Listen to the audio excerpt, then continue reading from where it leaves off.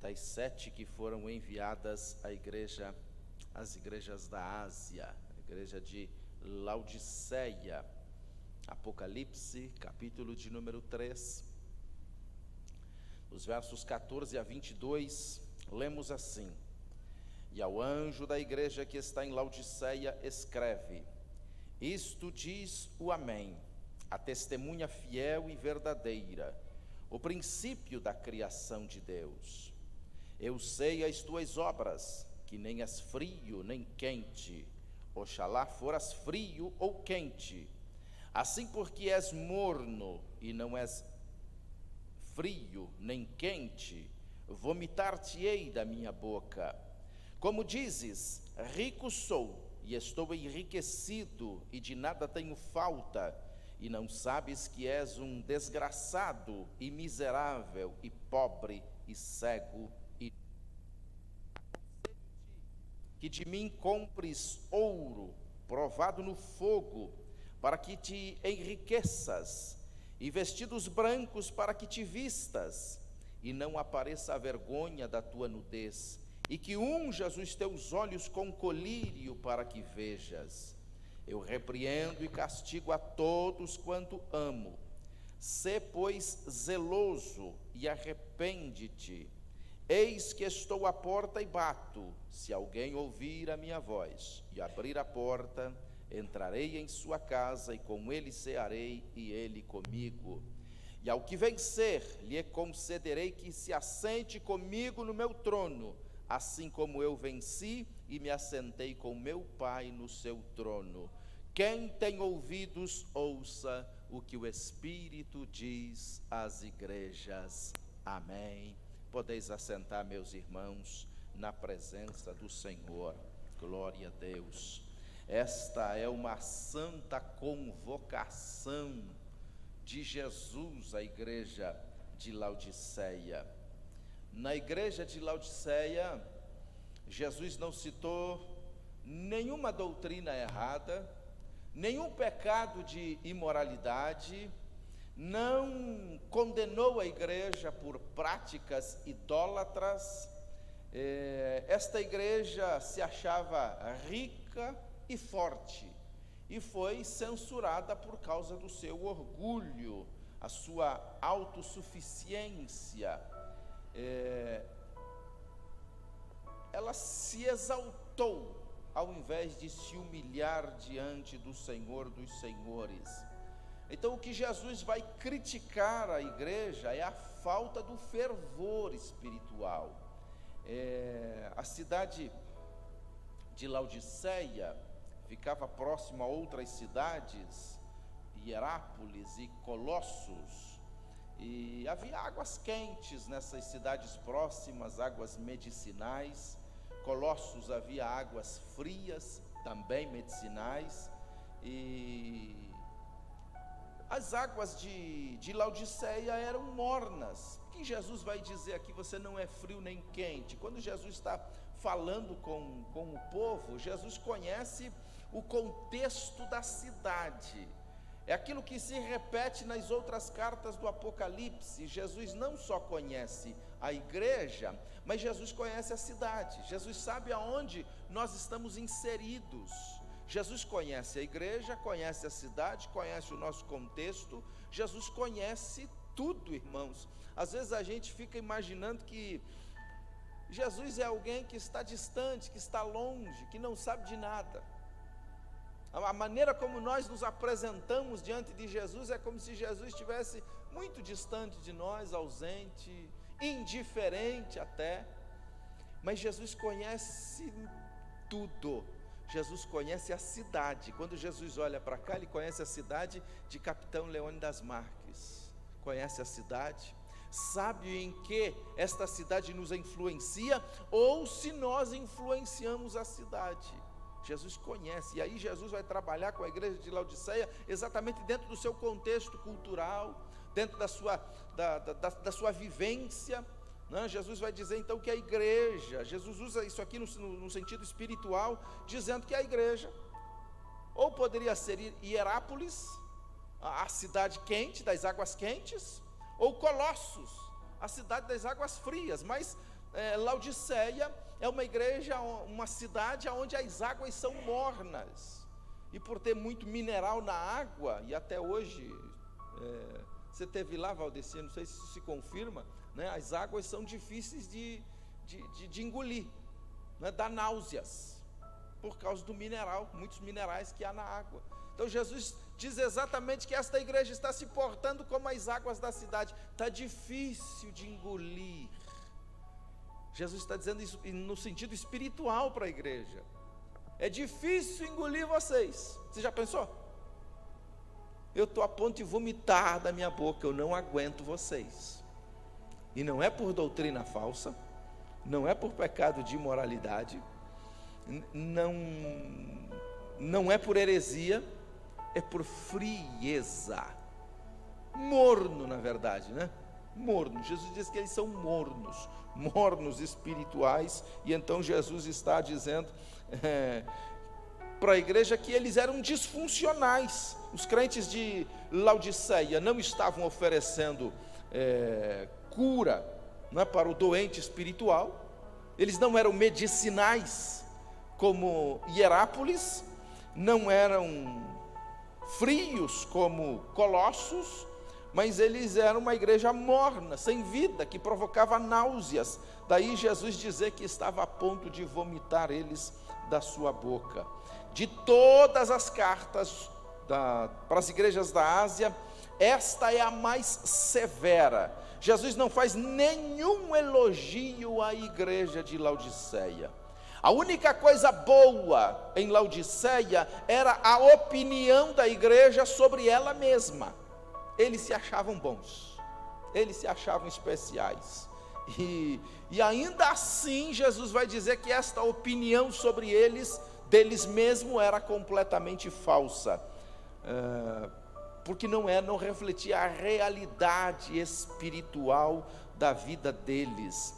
A igreja tinha a cara da cidade, a cidade era rica e opulenta, ficava numa rota comercial, nas grandes rotas comerciais daquele tempo.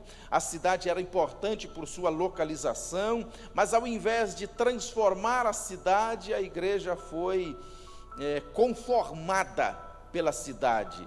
Laodiceia era uma cidade da transigência, e a igreja também se tornou transigente com os pecados da cidade, e a igreja então ficou fria. Os crentes eram frouxos, sem entusiasmo, sem vida, e comprometeram-se com o mundo. Eles eram descuidados na sua vida espiritual. Eles pensavam que eles eram pessoas boas, eles estavam satisfeitos com a sua vida espiritual, com a maneira como eles estavam, eles achavam que estava muito bem.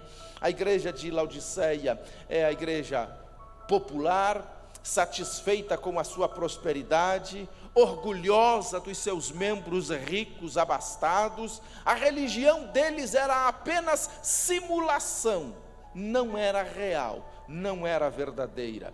A igreja, aliás, a cidade de Laodiceia se destacava por pelo menos 4 características. O centro bancário e financeiro, era uma das cidades mais ricas do mundo, lugar de muitos milionários. A história diz que no ano 61, a cidade foi devastada por um terremoto que abalou também as outras cidades da redondeza, mas Laodiceia se reconstruiu sem ajuda. Eles rejeitaram a ajuda do império, tinham tanta condição financeira que a cidade foi reconstruída por eles mesmos, e sem ajuda do governo, do dinheiro público, porque eles tinham condições para isso. Os habitantes então eram orgulhosos, jactanciosos da sua riqueza. A cidade era tão rica que não sentia necessidade de Deus. A segunda característica da cidade é que a cidade era a cidade dos tecidos. Em Laodiceia se produzia uma lã muito especial, famosa no mundo inteiro. A cidade então se orgulhava da roupa que produzia. Terceira característica de Laodiceia, era um centro médico de importância muito grande para a sua época. Havia uma escola de medicina famosíssima na cidade, fabricava-se ali pelo menos 2 ungüentos quase que milagrosos, né, para os ouvidos e para os olhos. E o pó para se fabricar o colírio era o remédio mais importante produzido na cidade. Então eles tinham escola de medicina, de oftalmologia, a melhor do mundo. E Jesus vai dizer para eles aqui que eles são cegos. Eu recomendo, eu peço a vocês que comprem de mim o colírio. O que vocês usam na cidade não resolve o problema espiritual. É isso que Jesus está dizendo para a igreja de Laodiceia. E a quarta característica da cidade é que havia um centro de águas termais na região, formada ali pelas 3 cidades, né, Colossos, Hierápolis e Laodiceia. E esse é o cenário de Laodiceia. Mas agora, qual é o diagnóstico que Jesus faz da igreja? E o que nos interessa aqui é o diagnóstico de Jesus para a igreja. Jesus é aquele que está no meio dos candeeiros, que anda no meio dos candeeiros. A gente viu desde o início que Jesus é aquele que caminha no meio da igreja. Os candeeiros aqui significam a igreja. E Jesus caminha no meio dos candeeiros. Quer dizer, Jesus anda no meio da igreja, das igrejas. Jesus caminha no meio da igreja. Sonda a igreja de Laodiceia e chega ao seguinte diagnóstico. Primeiro, Jesus checa a igreja e diz: perdeu o seu vigor. Versos 16 e 17, Jesus diz: essa igreja não tem mais vigor espiritual. Versos 17 e 18, a igreja tinha perdido seus valores. Verso 18, a igreja tinha perdido a sua visão, tinha perdido as suas vestimentas. Quer dizer, essa igreja estava terrivelmente doente aos olhos de Jesus. Jesus identificou a falta do fervor espiritual da igreja. O verso de número 15, Jesus diz: eu sei as tuas obras, que nem és frio nem quente. Oxalá, quem dera fosse frio ou quente. Então essa igreja tinha perdido o fervor espiritual. E eu ouvi um pastor uma vez pregando sobre fervor espiritual. Ele disse que existem 3 temperaturas espirituais. Existe a temperatura quente, que é o coração ardente. E ele cita aquele episódio de Jesus indo a caminho de Emaús com os discípulos. E quando Jesus aplica a palavra aos discípulos, quando eles chegam lá, um pergunta para o outro assim: não nos ardia o coração enquanto ele falava a palavra? Então ele dizia o pastor na sua pregação que existe essa temperatura de fervor, e que essa é a ideal, que nós nunca podemos perder um coração que ferve, e nós nunca podemos perder o fervor espiritual. Esse é o coração que a gente precisa ter diante do Senhor. Mas há também um coração frio, e ele citava Jesus em Mateus 24:12, quando ele diz que por se multiplicar a iniquidade, o amor de muitos esfriará, que há a frieza, e a frieza espiritual é resultado de iniquidade. Iniquidade aqui, irmãos, é pecado de crentes, não é pecado do mundo. Quando a Bíblia se refere ao pecado do mundo, fala de impiedade, pecado dos ímpios, mas dos crentes é iniquidade. Por se multiplicar a iniquidade, então há o coração frio. Mas há também o coração morno, que é o caso de Laodiceia, que o coração está morno. E ele dizia, o pastor, que Jesus e o diabo conhecem a temperatura espiritual da igreja. Nós não podemos enganar Jesus. Jesus conhece a temperatura do nosso coração. Jesus conhece a temperatura da nossa vida espiritual.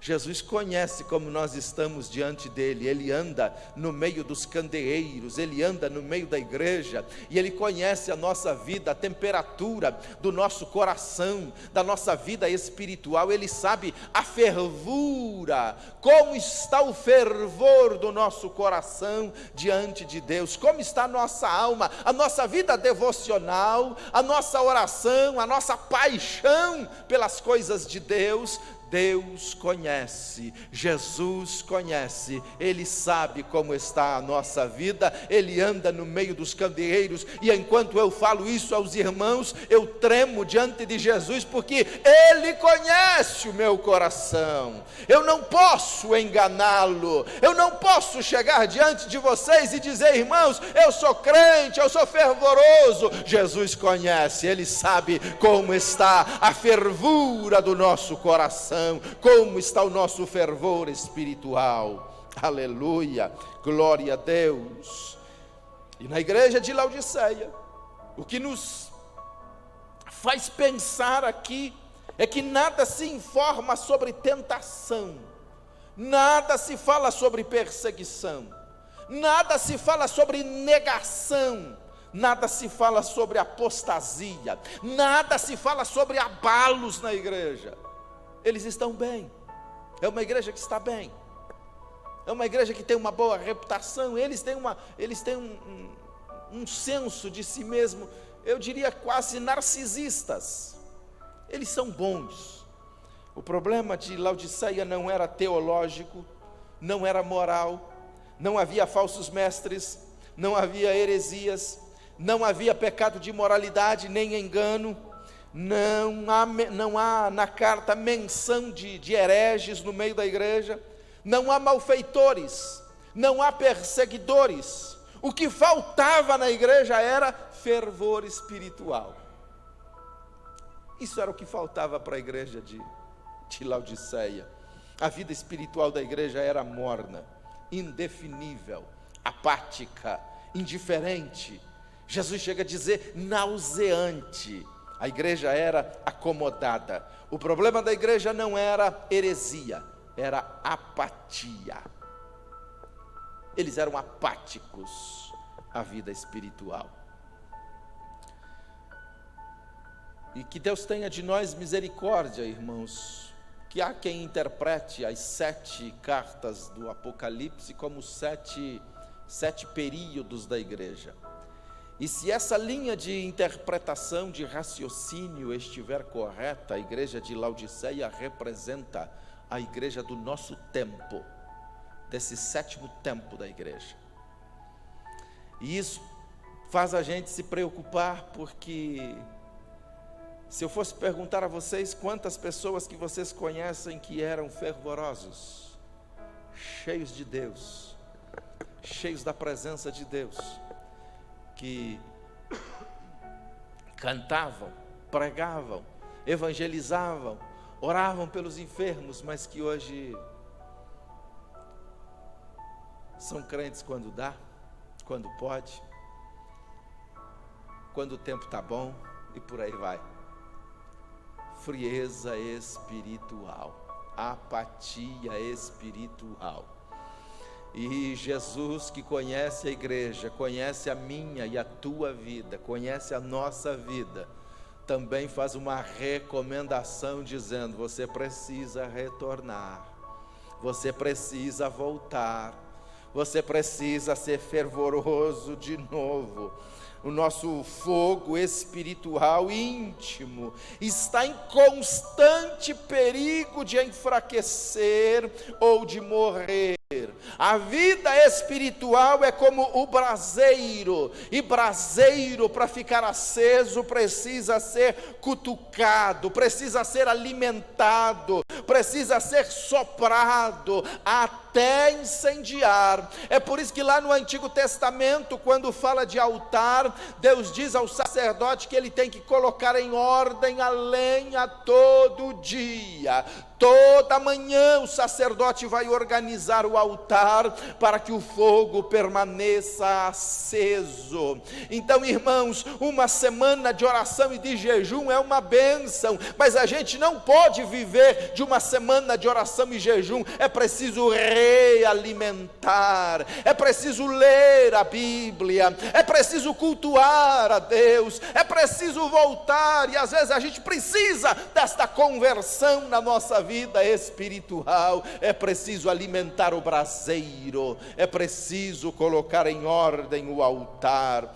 Muitos fogem do fervor espiritual com medo do fanatismo, mas irmãos, fervor espiritual nada tem a ver com fanatismo. Fervor não é o mesmo que fanatismo. Fanatismo é um fervor irracional, mas o fervor espiritual é consciente. Nós servimos a Deus não de forma irracional, mas de forma consciente. Nós oramos de forma consciente, nós pregamos de forma consciente, nós evangelizamos de forma consciente, nós viemos para a igreja de forma consciente, nós levantamos a mão de forma consciente, nós adoramos a Deus de forma consciente. Deus não tira a nossa irracionalidade, Deus não tira a nossa racionalidade, Deus não nos torna irracionais. Nós continuamos com a nossa consciência diante de Deus, nós cultuamos ao Senhor e o nosso culto é racional. Mas precisa também ser fervoroso, glória a Deus. Mas muitos não querem ser fervorosos. Entusiasmo, irmãos, é a parte essencial do cristianismo. Não dá para ser crente sem ser cheio de entusiasmo. Nós não podemos ter medo de emoções. Não emocionalismo. Emocionalismo é coisa diferente. Emocionalismo é uma coisa que nós não coadunamos. Mas emoção, todos nós, Deus nos criou com emoções. E quando nós sentimos a presença de Deus, nós nos emocionamos. E não há nada de errado em ter emoções. Mas muitos não querem porque acham que isso é feio e não sei o quê. Emocionalismo é uma coisa, emoção é outra. Ser fervoroso é ser cheio de emoção boa, é ter vida. Porque que coisa ruim é ter uma vida sem nenhum tipo de emoção. E a vida espiritual, servir a Deus é a mesma coisa.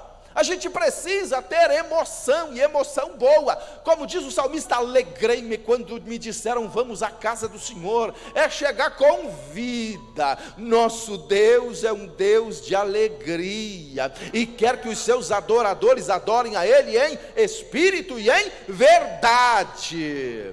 Aleluia. Então cultuar a Deus é também ter emoção, e é gostoso a gente sentir a emoção do Espírito Santo trabalhando em nós, movendo a nossa vida e nos alimentando. Mas ter um culto frio, apático, sem vida espiritual, não precisamos ter medo, irmãos, de ter emoções. Deus quer que você seja cheio da emoção que produz vida, aleluia. E Jesus identificou aqui um segundo problema, que um crente morno é pior do que o de um incrédulo frio.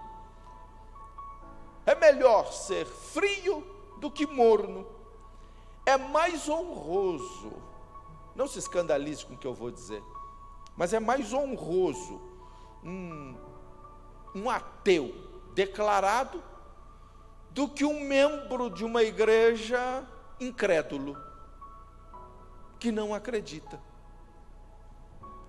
E essa me parece ser a condição de Laodiceia. Os irmãos estão lá, eles são crentes, mas são incrédulos, não acreditam mais. A queixa de Jesus contra os fariseus era contra a hipocrisia deles. Quando você lê os evangelhos, você vai ver que Jesus batia tanto, mas tão pesado, contra os fariseus. Jesus tinha raiva deles? Não, evidentemente que não. O problema estava na incredulidade. Eles conheciam toda a lei de Moisés, eles conheciam a Bíblia, eles pregavam a Bíblia, e eles não pregavam errado não, está entendendo? Os fariseus, eles não eram hereges, eles não eram, não havia heresia, a pregação era boa, mas a prática da vida deles destoava da pregação, e por isso que Jesus batia pesado contra os fariseus. O problema deles é que eles pregavam, mas não viviam. Eles eram incrédulos, eles não acreditavam no que pregavam, eles pregavam a verdade. Jesus nunca censurou eles pela pregação. Jesus nunca censurou os fariseus porque eles estavam pregando errado, eles estavam pregando certinho. Estava correto, a pregação estava correta, mas a vida deles era sepulcro caiado, estava bonitinho por fora. A vida, a prática não era a mesma. Então, alguém que nunca fez a profissão de fé, alguém que nunca entregou a sua vida para Jesus, é muito mais fácil ser ajudado por Jesus do que alguém que vive uma vida incrédula dentro da igreja. Que Jesus diz isso lá para os fariseus. Os publicanos, que vocês detestam, que vocês acham pecadores, e as prostitutas vão chegar na frente de vocês no reino do céu. Porque o pecador, lembra da oração do publicano e do fariseu? O fariseu chega no templo para orar. Ah, Senhor, eu te agradeço porque eu não sou como os outros. Eu jejuo 2 vezes por semana. Eu dou o dízimo de tudo quanto eu tenho. Eu sou o pecador, o publicano, que nem olhava para o céu, nem levantava a cabeça, mas de cabeça baixa, batia no peito e dizia: Deus, tem misericórdia de mim, pecador. Jesus diz: quem foi justificado? Quem saiu do templo justificado? O publicano, o pecador, não o santarrão. Você está entendendo? Irmãos, eu sei que isso aqui é pesado para a gente, é indigesto, mas está aqui, eu estou numa série, e eu estou trabalhando a igreja de Laodiceia, uma terça-feira. Eu sei que esta mensagem é dura, é pesada, mas ela está aqui, e eu não posso fugir de falar-lhes a verdade. Jesus ajuda o publicano e a prostituta, mas deixa de lado o crente incrédulo.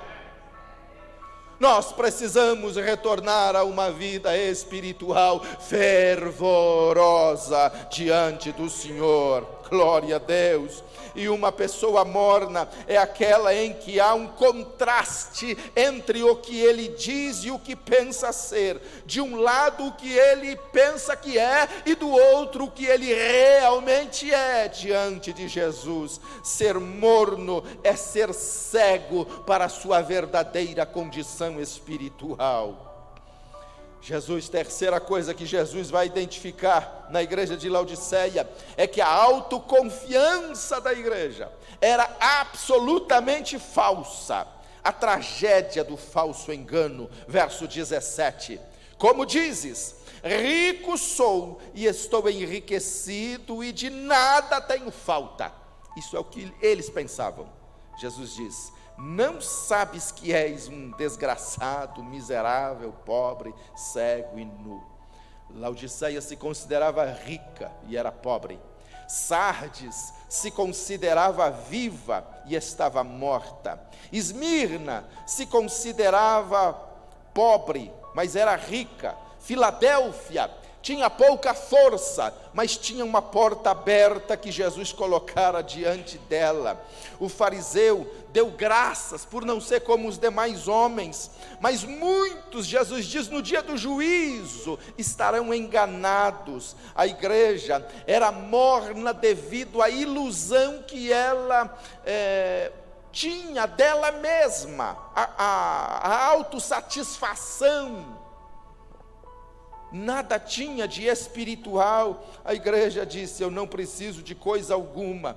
A igreja de Laodiceia era morna em seu amor a Cristo, mas amava o dinheiro. Olha aqui a contradição. O amor ao dinheiro traz uma falsa segurança, uma falsa autossatisfação. A igreja, não estou falando de dinheiro, amor ao dinheiro, entenda? São duas coisas diferentes. Dinheiro é uma bênção, amor ao dinheiro é um problema, entenda? Dinheiro é bênção de Deus, não há nada de errado em se ter dinheiro. O amor ao dinheiro, o apego. Então a igreja não amava Cristo, mas amava o dinheiro, e por isso era uma igreja fria espiritualmente. A igreja não tinha consciência da sua condição. A tragédia de não ser aquilo que se projetou, e ser o que nunca se imaginou ser. Verso 17. Aqui tem uma tragédia, porque a tragédia de não ser o que se projetou. A igreja projetava assim: eu sou rico, eu estou enriquecido, eu não tenho falta. Mas era o que nunca imaginava ser. O que a igreja era? Desgraçado, miserável, pobre, cego e nu. Estou rico, abastado, eu não preciso de nada. Eles frequentavam as altas rodas da sociedade, eram influentes na sociedade. A cidade era um poderoso centro médico, poderoso centro bancário e comercial. O orgulho de Laodiceia era contagioso, dos moradores de Laodiceia era contagioso, e os cristãos contraíram a epidemia do orgulho, a epidemia do espírito da complacência, que insinuou-se na igreja e corrompeu a igreja. Os membros tornaram-se convencidos, vaidosos, mas Cristo teve de acusá-los de mendigos e nus espirituais, mendigos apesar de seus bancos, cegos apesar de seus pós frígios de colírio, são mendigos porque não têm como comprar o perdão de seus pecados, são nus porque não podem comprar roupas adequadas para se apresentarem diante de Jesus, são cegos porque não enxergam a sua condição espiritual, a sua pobreza espiritual. Então Jesus revelou que um crente morno, ao invés de ser o seu prazer, pode lhe provocar náuseas. Diz o verso 16: assim não és morno, nem frio, nem quente. Assim, porque és morno, não és frio nem quente, vomitar-te-ei da minha boca. Só se vomita o que se ingeriu. Só joga fora o que está dentro. O que eu quero dizer aqui é que a igreja de Laodiceia era de Cristo, mas ao invés de dar alegria a Cristo, provocava náuseas em Cristo. A igreja era de Cristo. Se tem uma coisa que a gente precisa entender, é que não importa se a igreja é quente, é fria, é espiritual, é mundana, ela é de Cristo. E a nossa vida espiritual causa alegria ou causa tristeza em Jesus? A forma como nós vivemos a nossa vida espiritual, Cristo se alegra ou se entristece? Então, ao invés de trazer alegria a Cristo, estava provocando náuseas em Cristo. Uma religião morna provoca náuseas em Cristo.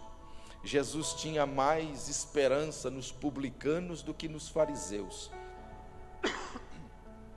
Nós fomos salvos, irmãos, para nos deleitarmos em Deus e para sermos também o prazer de Deus. Somos filhos de Deus, herdeiros de Deus, a herança de Deus, a menina dos olhos de Deus. Nossa paixão, nosso fervor, nosso entusiasmo provoca dor ou alegria no nosso Deus. Como Deus nos vê e o que nós somos para Deus.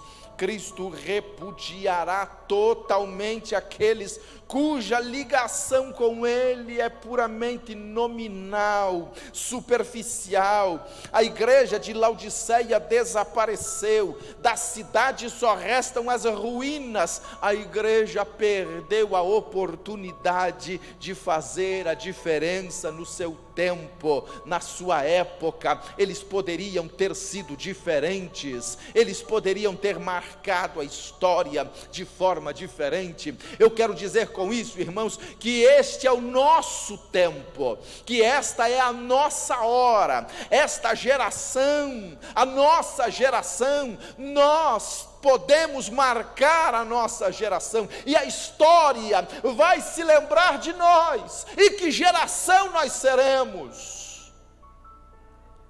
Quando olharem para trás, se Jesus não voltar daqui 50, 100 anos, que geração foi a nossa? Que igreja foi a nossa em Capitão Leônidas Marques? Que igreja somos nós?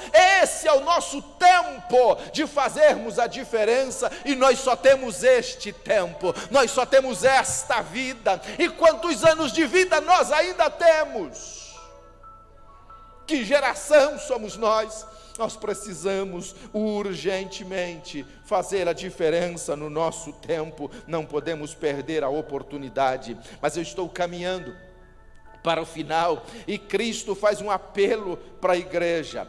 Cristo se apresenta à igreja como um mercador espiritual. No verso 18, Jesus diz: aconselho-te que de mim compres ouro provado no fogo, para que te enriqueças, e vestidos brancos para que te vistas, e não apareça a vergonha da tua nudez, e que unja os teus olhos com colírio para que vejas. Cristo prefere dar conselhos em vez de ordens.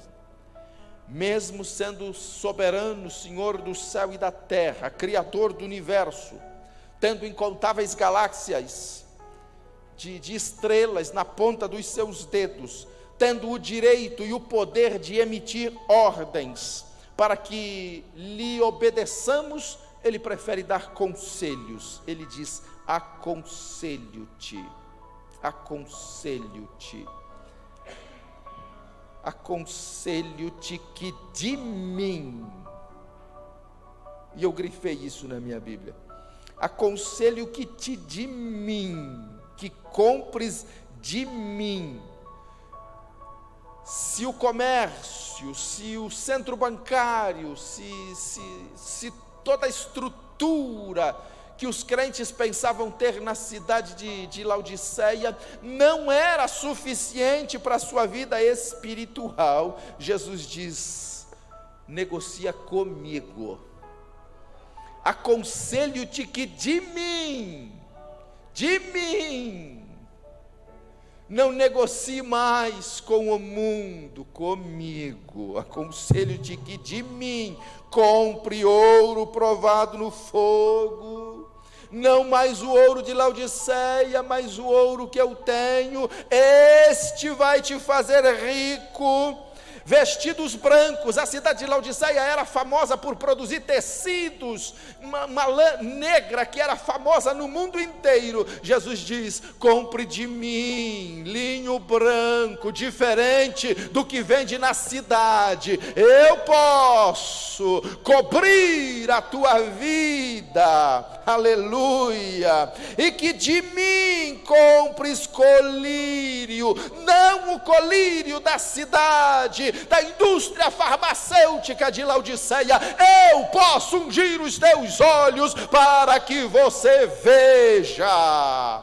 a preciosa mercadoria que Cristo oferece, o ouro que Cristo oferece, tem o reino do céu. A roupa que Cristo oferece é veste de justiça e de santidade. O colírio que Jesus oferece é para o discernimento espiritual. Cristo está conclamando os crentes a não confiarem em seus bancos, em suas fábricas, em sua medicina. Ele está dizendo: confiem em mim, eu posso de verdade ajudar vocês. Só Cristo pode enriquecer nossa pobreza, vestir nossa nudez e curar a nossa cegueira espiritual. Só Cristo, só Cristo, só Cristo.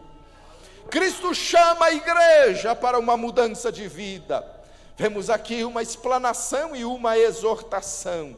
Jesus diz: eu repreendo, verso 19, eu repreendo e castigo a todos quantos amo. Sê, pois, zeloso e arrepende-te. Desgosto e amor andam juntos. Cristo não desiste da igreja. Apesar da condição espiritual de Laodiceia ser caótica, Cristo ama a igreja. Ele ama a igreja.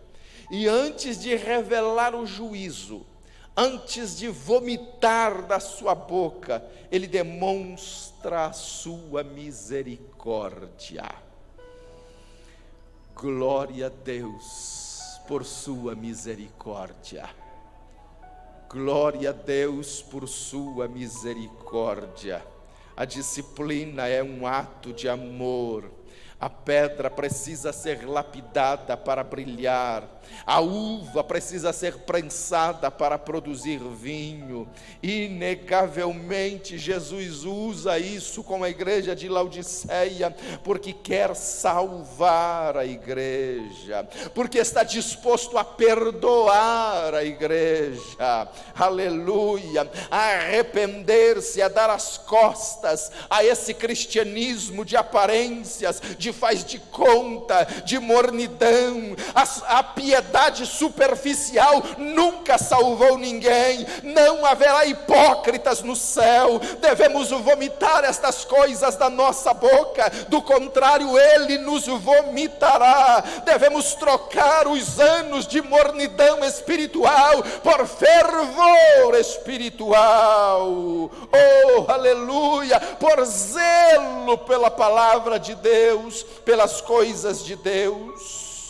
Aleluia! Cristo convida a igreja para uma ceia de profunda comunhão com Ele. Ele diz: eis que eu estou à porta e bato. Se alguém ouvir a minha voz e abrir a porta, entrarei em sua casa e com ele cearei e ele comigo. Aleluia! Cristo está do lado de fora da igreja. Ele não está do lado de dentro. A igreja não tem comunhão com Ele. A igreja de Laodiceia não tem comunhão. Jesus está dizendo: eu estou batendo na porta. Se abrir a porta, eu entro. Imagine Jesus do lado de fora da igreja, dizendo: eu estou à porta e bato. Eis que estou à porta e bato. Se alguém ouvir. Irmãos, isso aqui é impressionante. Você já pensou? Jesus do lado de fora da igreja, dizendo: se alguém abrir a porta, eu entro para cear com vocês. Aleluia! Jesus quer entrar na igreja.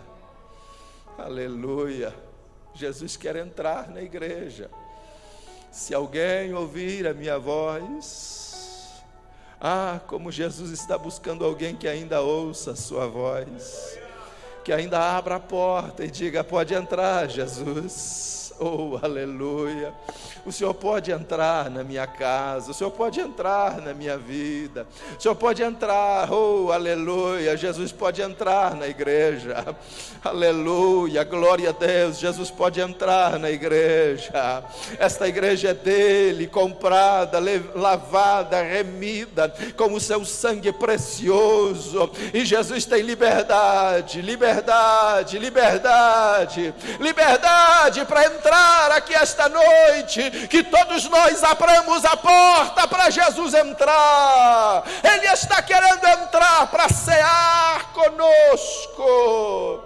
Aleluia, que o nosso coração se abra para Jesus esta noite, que nós tenhamos, que Jesus tenha liberdade para entrar em nossa vida, aleluia. Mas isto é uma decisão pessoal. Estou à porta e bato, se alguém abrir a porta, entrarei. Jesus bate. E como é? Alguém vai perguntar, mas como Jesus bate? Jesus bate através das circunstâncias e chama através da sua palavra. Embora Cristo tenha todas as chaves e Ele pode abrir todas as portas, Cristo bate a porta do coração da igreja, aleluia. A insistência de Jesus, Ele diz: estou à porta. Se tem uma coisa que eu fico maravilhado com Jesus, é porque Jesus não desiste. Jesus poderia ter desistido da igreja de Laodiceia e dizer: eu não quero mais, eu vou embora. A igreja não deu espaço mais para Jesus, mas Jesus está batendo a porta. Jesus ainda está, Jesus não foi embora. Oh, glória a Deus, aleluia. Não importa se a gente esfrie, não importa se você não ora mais, se você não lê a Bíblia mais, se você não cultua mais, se você não serve mais a Jesus, mas Jesus ainda está do lado de fora, Ele está ainda batendo a porta. Ele não desistiu de você, Ele não desistiu da igreja. Jesus ainda quer entrar na igreja, quer cear, oh aleluia, ainda quer ter comunhão conosco.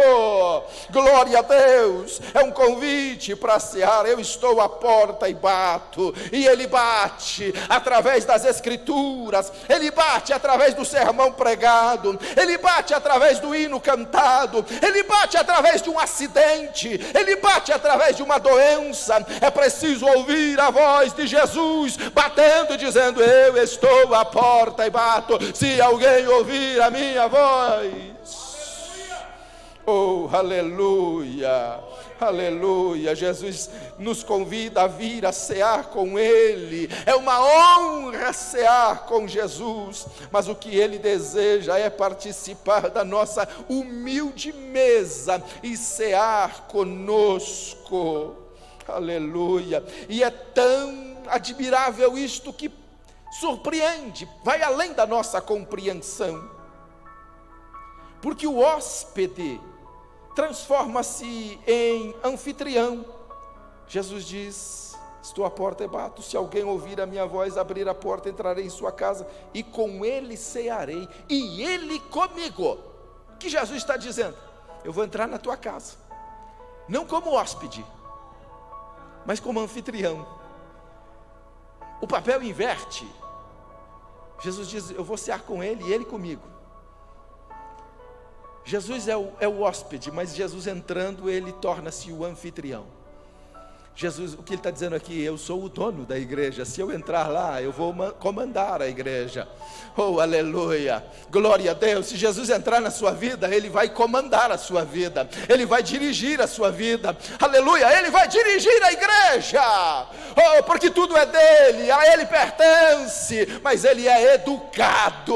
Ele só vai entrar aonde é convidado, só vai ficar aonde é bem recebido, aleluia. Ele não arromba a porta, mas Ele está à porta e quer entrar para cear conosco. Somos convidados para o banquete do Cordeiro, aleluia. E aí Jesus faz uma promessa nos versos 21 e 22, e só Jesus tem competência para fazer esta promessa: ao que vencer, lhe concederei que se assente comigo no meu trono, assim como eu venci e me assentei com meu Pai no seu trono.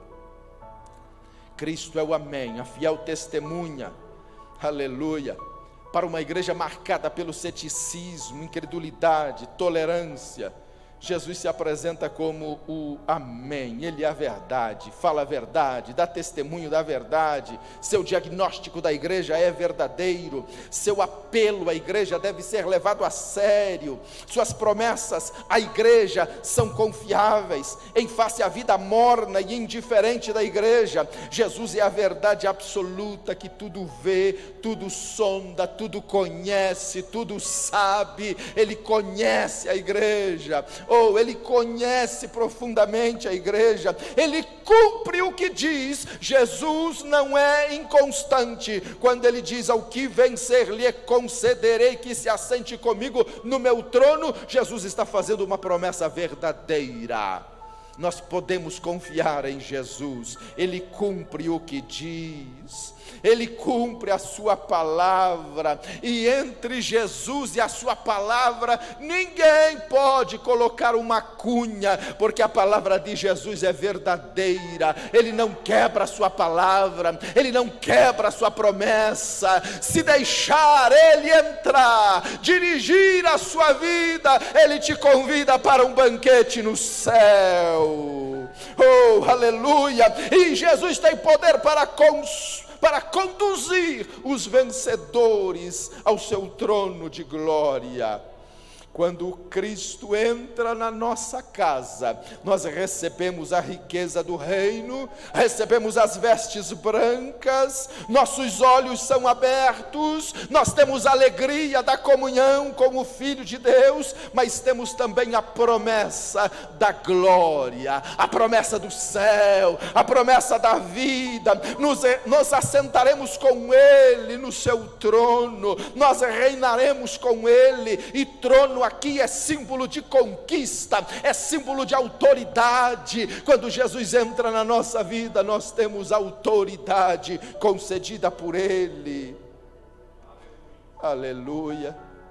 Mas eu não posso parar aqui para terminar, porque a história não termina aqui. Se a história terminasse, as cartas do Apocalipse terminasse no capítulo 3 de Apocalipse, nós terminaríamos pensando assim: mas será que a igreja triunfou? Será que a igreja venceu? Será que a igreja fracassou? Mas a história não termina no capítulo 3. Nós precisamos olhar para o capítulo 4 de Apocalipse. E com o capítulo 4 de Apocalipse, começa dizendo assim, João, na sua visão, ele começa dizendo assim: depois destas coisas olhei, e eis que estava aberta uma porta no céu, e a primeira voz, como de trombeta, ouvira falar comigo, disse: sobe aqui, e mostrar-te-ei as coisas que depois destas devem acontecer. E a partir dali, João começa a ver a igreja triunfante no céu. Os olhos de João são arrancados da terra, dos companheiros da tribulação, para o trono do universo, e diante deste trono, João vê os querubins, os anjos, ele vê a igreja glorificada. Aleluia! A igreja venceu todos os períodos de tribulação, de luta, de angústia, de apostasia. A igreja venceu. No capítulo 4, João vai ver a igreja glorificada no céu, nas bodas do Cordeiro. Aleluia! Os ventos do juízo não podem derrotar a igreja, mas ela é vencedora. Glória a Deus, glórias ao Senhor, que nenhuma calamidade pode parar a igreja, nenhuma frieza espiritual pode parar a igreja. Assim, depois que combatermos aqui o bom combate e completarmos a nossa carreira, nós sairemos antes da grande tribulação e não sofreremos mais. Iremos nos juntar à igreja triunfante na grande multidão que ninguém poderá contar, vinda de toda nação, de toda tribo, de toda língua, de todo o reino, e ali estaremos com eles perante o Senhor para todo sempre. Ali as nossas lágrimas serão enxugadas, depositaremos as nossas coroas diante do trono e adoraremos aquele que é digno de receber a honra, a glória e o louvor para todos sempre. Então eu termino dizendo que o Senhor nos ajude a ouvir o que o Espírito diz à igreja. Glória a Deus. Estejamos em pé nesta hora e vamos orar. Deus nos convida a termos uma vida fervorosa espiritual. Glória a Deus, glórias ao Senhor. Que Deus nos desperte, meus irmãos, para uma vida fervorosa, de fervor espiritual diante do Senhor. Oremos nesta hora por Ronan Fites e família, entregou seu dízimo à casa do Senhor. Também Osni e Eliane de Lima, também Loreni Nogueira, são estes os irmãos que dizimaram neste dia. Oremos por eles e por todos que precisam de oração nesta hora, pelos pedidos que já foram mencionados. Deus é poderoso para fazer muito mais do que pedimos ou pensamos, e pela nossa igreja, irmãos, pelas nossas vidas, pelo nosso ministério, que o Senhor nos faça fervorosos espirituais.